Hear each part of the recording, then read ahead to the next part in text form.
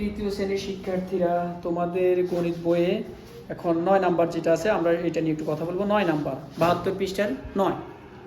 একটি প্যাকেটে 8টি বিস্কুট আছে। একজন বালিকা বিস্কুটের 2টি প্যাকেট কিনলো, সে মোট কতগুলো প্যাকেট কিনলো? খেয়াল করো, একটি প্যাকেটে 8টা বিস্কিট আছে। কয়টা বিস্কুট আছে? 8টা। তাহলে একজন বালিকা বিস্কুটের 2টি প্যাকেট কিনলো। কয়টা প্যাকেট কিনলো? সে মোট কতগুলো বিস্কুট কিনলো? একটা প্যাকেটে 8টা বিস্কুট, একটা প্যাকেটে 8টা। তাহলে একজন বালিকা বিস্কুটের কয়টি প্যাকেট কিনলো? 2টি প্যাকেট কিনলো। সে কতগুলো বিস্কুট কিনলো?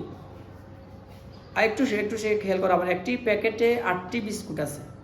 একজন বালিকায় বিস্কুটের 2টি প্যাকেট কিনলো, সে মোট কতগুলো প্যাকেট কিনলো?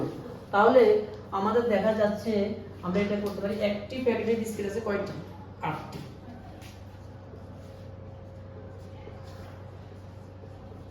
খেয়াল করো, একটি প্যাকেটে বিস্কুট আছে, একটি প্যাকেটে বিস্কুট আছে 8টি। তাহলে বিস্কুট কিনছে কয় প্যাকেট? কয় প্যাকেট কিনছে বলো? 2টি প্যাকেট।